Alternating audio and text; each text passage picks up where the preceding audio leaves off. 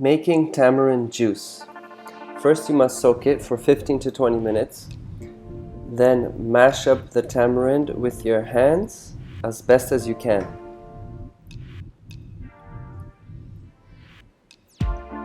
Once it's mashed, the water will turn more brown and you can pour it out into another bowl. Add more water as needed. I'm traveling, so all I have is plastic water. Bummer. Then, to make sure there are no insects or bacteria, you boil it. Add some sweetener of choice.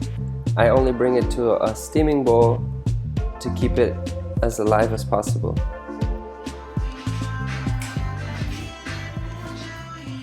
Then you'll want to strain the juice.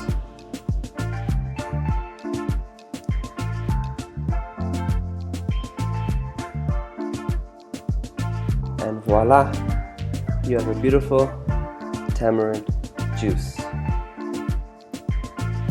It's quite yummy and great cleanser. Nice. Cheers to your health.